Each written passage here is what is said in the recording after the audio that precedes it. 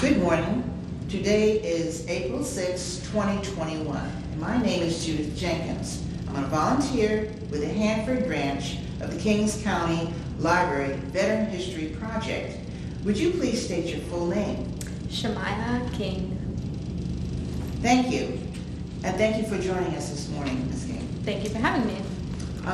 Let's start with the beginning here. Where are you originally from? I'm originally from Claremont, Wyoming. Okay. Are your parents still living with us? Yes. Okay, good. What did they do for a living? I know my dad has done random contracting construction projects for most of my life, and my mom has worked in hospitality as in restaurant business and also as a tax preparer. Good. We always can use those. Do you have any siblings, and what are their ages? I do. I have two older brothers who are 7 and 10 years older than me, and I have a twin brother. Oh, okay. Did they serve, any of them? No. Okay. Nope. So what did you do before serving? So before serving, I was working as an ER tech, and I was also a waitress at Olive Garden. Okay. Mm-hmm. What branch of service did you serve in? I was in the Navy. Okay. Were you drafted, enlisted? Oh, I enlisted. Okay. What year was that? I enlisted in 2014. Okay. What inspired your choice of joining the Navy? My dad was a corpsman in the Navy, and my uncle was a corpsman in the Navy. So that's the route I originally wanted to take, was to be a corpsman. Okay. But that rate gets so backed up that I would have had to wait for over a year to even go to boot camp. Really? Yeah, so... How was boot camp experience, by the way? Oh, that boot camp experience? I mean, really, it was kind of cheesy, really. Can you explain more? Yes. So I was expecting obstacle courses and a lot of physical activity, but the Navy boot camp was really a lot of book learning and a lot of just hurry up and wait and just a bunch of silliness. We weren't allowed to talk during the lunch period, so we just all had to go in there, sit and eat quietly, and we'd get in trouble if we were laughing or whispering to each other or anything like that. So it was kind of funny. Tell me about your DI or other instructors, your drill instructors, what I mean by DI. Oh my gosh. One of them, she was really sweet. We had a very similar personality. So she would, she'd have her moments where she was frustrated and she'd be a little mean, but most of the time she was very patient and she'd be willing to talk to you. The other two, one was a chief and he'd been a hull technician, which is a plumber on the ships. And he was just sarcastic and really he was mean. One time he went up to this girl and I don't know what she did, but he was like, you know what? He's like, how about you go down to the galley and find your own knife to stab yourself with or something like that. And it was oh. Or this other, he'd just say kind of random mean things like that were kind of funny, but also really horrible. Okay, I and understand that. Our last one, he was just really funny. He had a very dry, sarcastic sense of humor, and he's one of those guys that just tries to look serious all the time, but sometimes you catch him smiling. Mm-hmm. But he was an LS1, and then one of the girls in boot camp, her husband's an LS1. So one time he goes, "Who's a better LS? Me or your husband?" And she goes, "My husband, petty officer." So then he's like, "Drop." So then she dropped and she starts doing push-ups, and then he's like, "Now who's a better LS?" And she's like, "My husband, petty officer." And he's like, "Keep going." He just kept making her do push-ups and trying to get her to say he was a better LS, and she never did. Oh my gosh. What is LS, by the way? It's the logistics and supply. Oh, okay. Mm-hmm. Okay. Let's talk a little bit about the military life and how you adjusted to it. Okay, so boot camp, that's a unique experience. And for the Navy, they try to simulate a deployment. So you're not allowed to have your phone, and you kind of just, from the time you wake up to the time that you go to bed, you're constantly doing something. So for us, it was a mix of class, PT, marching. Mm-hmm. So that was interesting. It was weird to go from being completely independent to having to go to a situation where everything is supervised and everyone, like your whole day is planned for you, and that was really annoying. Outside of that, it was pretty like just a normal job because I started off on shore duty, so it was kind of like a normal job, just like an 8 to 5 kind of thing, except you have duty once a week or like once a month on the weekend, and so that was a little different. Deployment, once you go to sea duty and you're like more of in a deployment mode, then it is just constant work, and that gets a little frustrating. I learned very quickly that I need a better work-life balance than that, because we were doing like 6-7 days a week of working, and it was usually like 12-hour shifts, and that got old really fast. I can see that. Mm-hmm. What about what you do on leave, if you had any?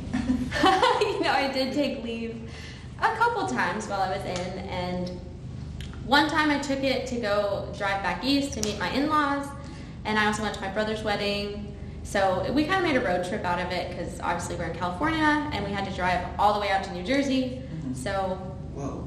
Yeah, so but that was typically my leave, like going out and exploring somewhere with nature, or going down to the desert to check out Joshua Tree National Park and whatever that other one, Death Valley. Okay. Mm-hmm. Okay. Sounds like interesting places. Yes, very, very interesting.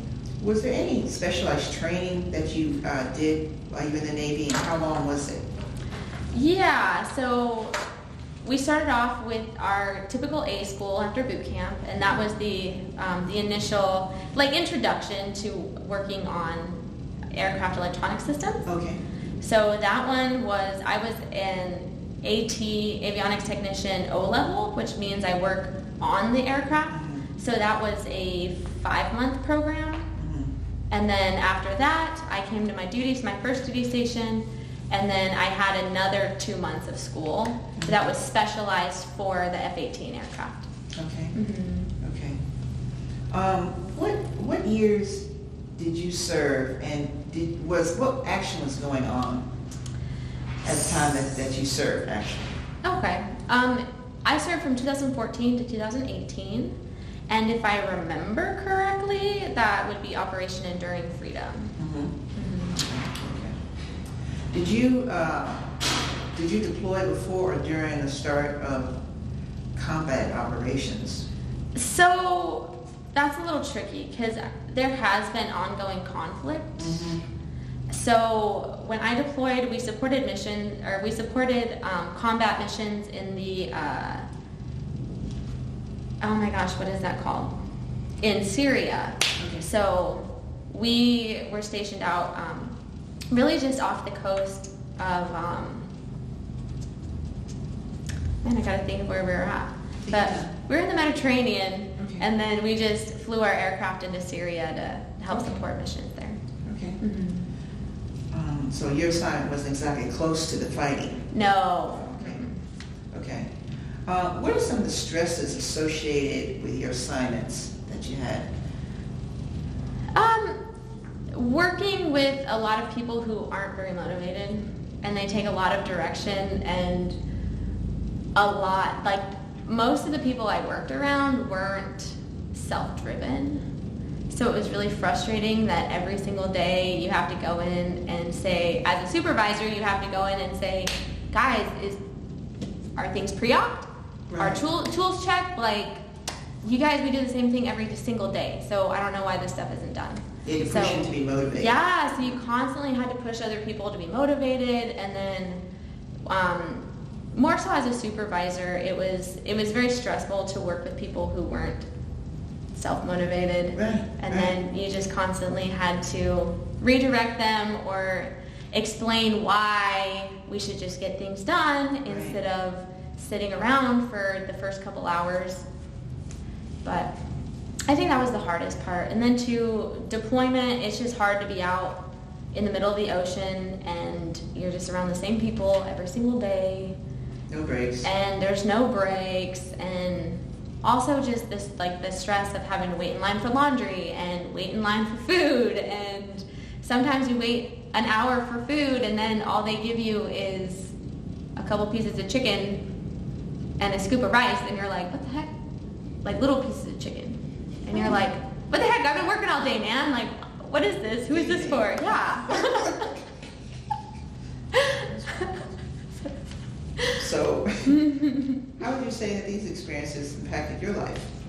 You know, it really made me realize how much I value my autonomy, how much I value being in control of my own life instead of somebody else telling me where to be and what to be and how to look and everything like that.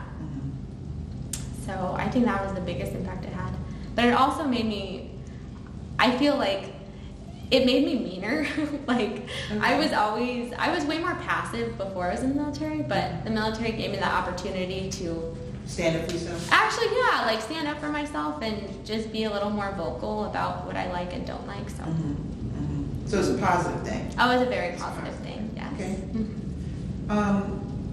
So tell me about your military friendships, Shem. What were they like?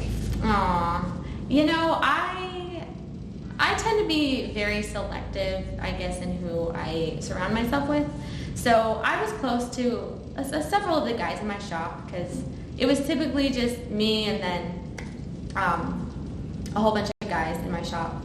So I developed close friendships with a couple of them, and we just have like goofy, fun experiences, or like during port, then we'd go out and like in Crete, we did a little hike together and like with a tour group or whatever. And then other than that, I came out of the Navy with one really close friend who, I don't know, we're like twins, but we're seriously like soulmates. We just get along so well, and the first time we talked to each other, we were like, oh my gosh, like, you're my best friend. This is ridiculous. Like, it was just instant connection, and we had a really good time. We were together on shore duty, so we spent a lot of time together there. And then she actually came to my Sea Command for my second assignment, but she had some medical issues, so she ended up transferring out, and we didn't get to do deployment together or anything like that. So that was kind of a bummer, but we're still very close, even 3 years later. So. Well, that answers my next question, because I was going to say, do you stay in contact with your friends? Yes. What about your family? Yeah. You know, I was fortunate to be serving in the military now in the 21st century when the aircraft carriers have internet and, you know, I can go to another country and still have cell phone access. So I was really blessed in that way because, you know, years ago they didn't have that access. So it was a lot more isolated and way more limited in communication. So it was easier to keep in touch with people via email, and you know, some people sent letters and stuff, which is always fun, but it takes literally months to get out to us there. So yeah. So any news is good news, especially if it takes long. Shem, do you have any specific memories about your service in the Navy? Anything that stands out, really? Yeah, you know, I'd say the first time I went out to the ship or the aircraft carrier, and one, just to see how big it is, was mind-blowing. And then to launch aircraft off of the carrier was an unforgettable experience. And then also, one of my favorite memories is from deployment, and I met my friend Juan, who was he was an electrician on the ship. And then him and I, almost every day, we'd just go out and sit but we'd stand on the catwalk and we'd just look out at the ocean. And then one day we were standing there talking and the sun's setting, and then we saw a whale come up and you know, whatever, they blow or whatever. So we got to see that, and that was really, really special. I would like that myself. Yeah, it was awesome. Were you awarded any medals or citations during your term in the Navy? I was. You know, I got recognized multiple times for my contributions, my work ethic.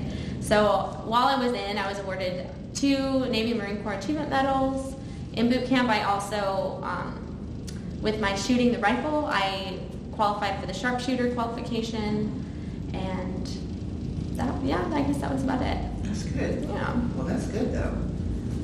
Would you like to speak on or about any wounded or fallen comrades? Any experience of hearing about any of your people that you worked with while you were in the Navy? You know, I was fortunate to not have to deal with that for the most part. You know, it wasn't until after I got out, one of the guys I had served with, I guess he overdosed, which I heard about that later. And I mean, I didn't, apparently he had a cocaine issue that I don't think anybody really knew about. So that was unfortunate because he was, I mean, he's like 6 years younger than me. So he was only in young 20s. And it was really a shame because he was a really good worker and he was just a really great, positive person to be around. So I was very surprised to hear that. I'm sorry to hear that. But that was after I'd gotten out, so I didn't feel the direct impact of that. Right, sure. Do you recall the day that your service ended? What year that was? Oh man, I was so excited because towards the end, I knew that the military life just wasn't for me. So I was so excited. And I was on deployment, and then I got flown out on 4th of July. So it was my own little personal Independence Day that they flew me off the ship into Rota, Spain. Oh. And it was so nice because then I got basically 4 free days there just to chill in Spain. And then I came home and I did my terminal leave. And my contract actually ended like August 11th or 12th or something like that. But for me, it ended July 4th of 2018. Cool. Can you describe your readjustment to civilian life after that? So, it's interesting because I think about this a lot, especially for lifers, that you just get used to how you can be in the military because the military kind of allows you to be a jerk. And so coming out and having to edit myself a little more and be more mindful of like how I'm talking to people and also too just the adjustment of going from being a supervisor and kind of like bossing people around to coming back to not being in that position and not having that status anymore. That was a little bit of an adjustment to get myself back in more of a submissive position. Did it take you long, or just kind of slid in? I think I did okay because I don't think it took me that long because I didn't work right away. I had some time off to just kind of recalibrate and go into a classroom setting where like there wasn't really that power struggle. So, and then when I started working again, I was in kind of an independent position, so I don't think it was too big of an adjustment, but definitely editing myself and relearning how to talk to people more nicely. Yeah. That took a little bit of time. Okay. Okay. What was your reception like at home? I'm sure they were happy to see you finally finish your career and be with them again. So I came back to California and it's just me and my husband out here.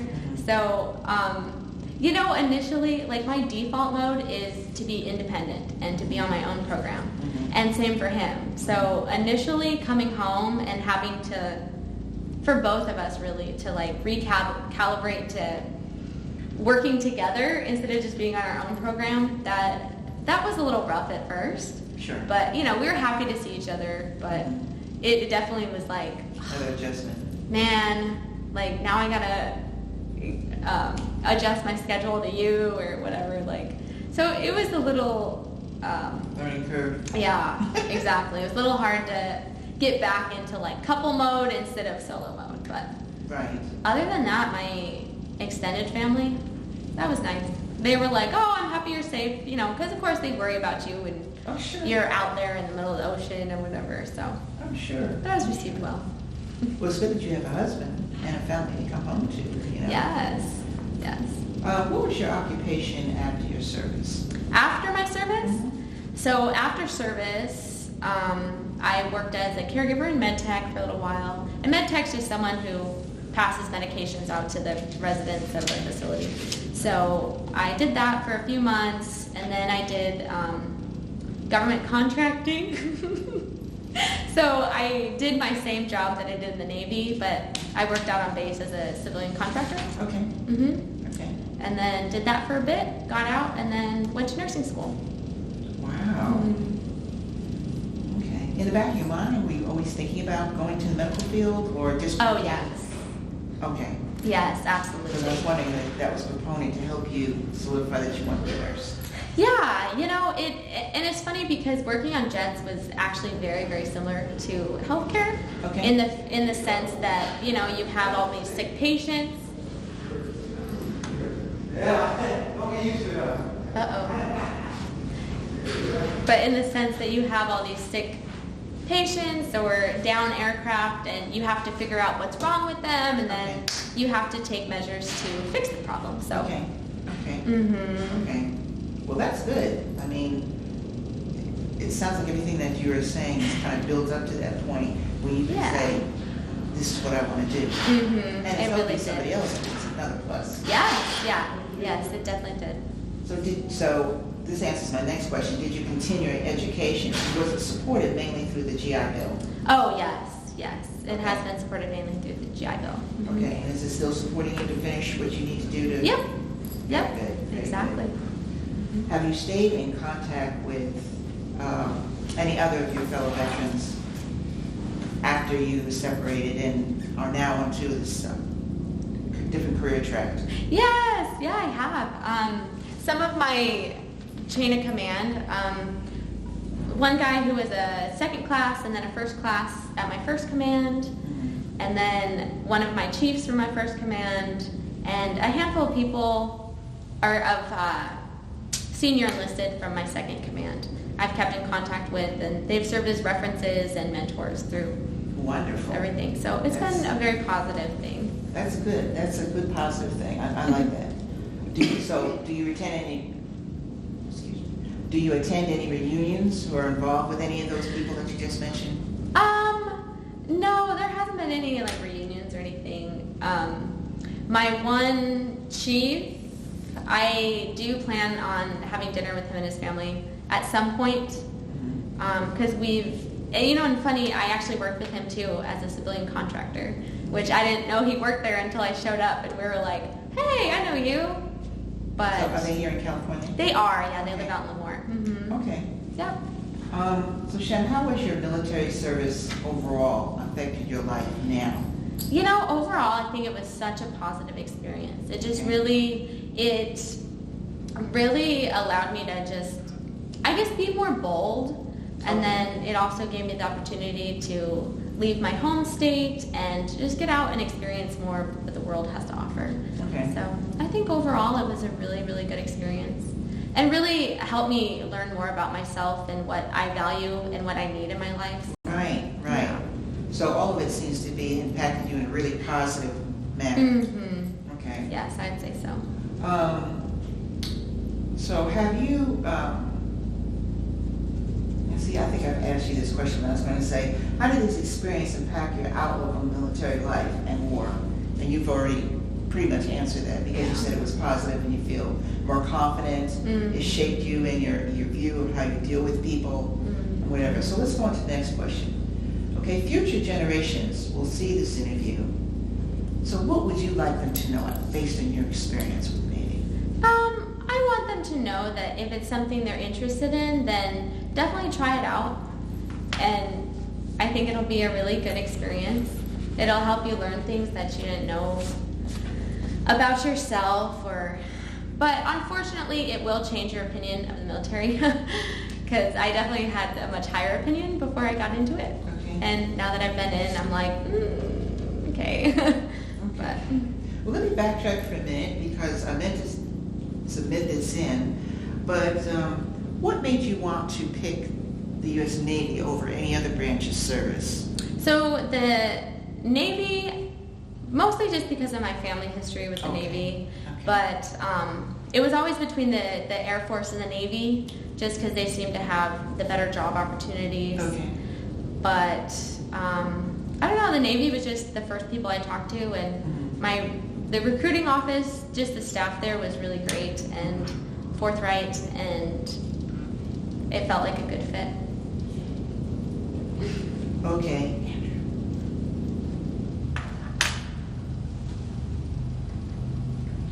Okay. What I would like to also ask you, Shemijah, is when you deal with other military people who are that you work with now with the VRC desk, how you've shown a lot of initiative and a lot of work in helping with that team to get resources out to other members who are veterans and stuff. How is important in your life that what you have done in that group impact these people, the ones that you've been able to meet? Because I know you've invested a lot of time in the group, which we all are very appreciative of. But what's the main thing that you got out of working with this group? I think it's been really fun to connect with other people, like regardless of how old you are or what branch you served in. Having military experience just gives you an automatic bond with people, that it's just some kind of similar, what is that called? Like, it's just something in common that you can be like, oh my gosh, yeah, the government, this or that, or oh my gosh, yeah, they did that to us too, or it's just a shared experience. Mm-hmm. And that's been really cool to be able to meet other veterans such as yourself and Mr. Gray. And then too, it kind of gives me the opportunity to come out, and then somebody who is often overlooked is the veterans or the military spouses. So it's also been fun to hear it from a spouse's point of view about what we do, or how so often spouses don't really understand what we do. They're like, because even Cora's like, I think my husband does something with he's an AD, but I guess he works on the engines. And I'm like, oh my gosh, yes, he does work on the engines. And I was like, that's all you know about it? Like, yeah. So it's kind of fun to hear that unique perspective on that. Okay. Yeah. Do you feel that too, and I'm just asking this from me to you, do you feel too that when you're working with a group such as we have, because we don't know how many other institutions of the library branches and other have these groups, some do, like Tulare, whatever, that what you bring to the table, you're able to get motivated. You have motivated the rest of us who've also brought material to the table to form a different type of resource avenue that is easier for veterans who are older to have access to. Like before, tell us something about that project that you had, where you had you were working on the commercial. How was that?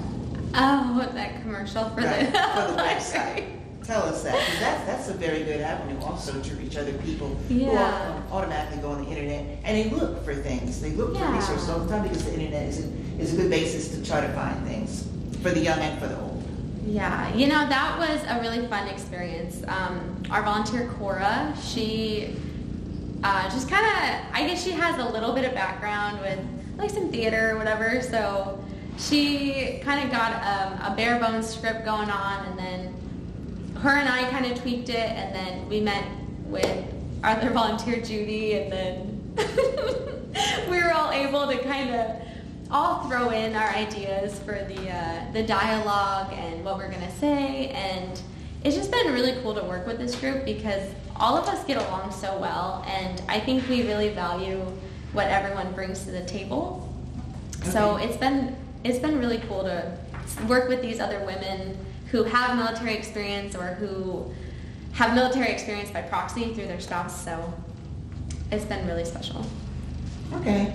Well, the thing that I see all through what you presented us with is that you have a willingness and a desire to help other people. You have a willingness and desire to grow in all areas of your life, emotionally and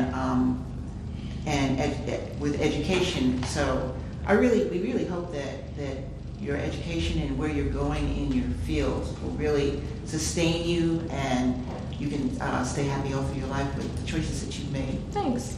And so I want to say, Ms. Barbados, at this time, I want to thank you so much for taking the time for this interview.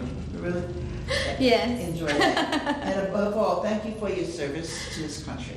Thanks. It was good. I would like to show you something quick. Okay, fine, great. All right. So this is the famous Navy sea bag, which is super uncomfortable. Okay. Because you load it up full of stuff, and then all you have is these little straps here. Oh, and look, this is even my name tape from boot camp. I see. Okay. So you fill it up full, and then you put it on, and then these straps 100% will cut off circulation to your arms. So after about 5 minutes, your feet, your hands are tingling, and your arms are throbbing, and you're like, oh boy. Yeah, those would be pretty heavy. Yes. And then this uniform got discontinued, and now they have like kind of a tan thing, which we don't really get because all of us Navy folks were like, oh, we like the blue because ocean, duh, but so this was our original. Plus it's more durable. Yes, right? So, and I was a second class, which is what this insignia is. And then this was oh gosh, I think this was my NAM. They're gonna watch this video and be like, that's not a NAM, that's something else, but I'm pretty sure this was my NAM. So that's the medal I got, which is cool because they put the anchor on there for the Navy. And then I'm like 99% positive that they discontinued this uniform as well. But this was the female dress blues, the insignia, and then this was my air warfare pin that I earned from my, it's like we learn some things and then we have to take a test and do an oral interview, so. Very nice. That was my air warfare pin, Very so nice. that's it. Enjoyed it. Thank you so much for sharing.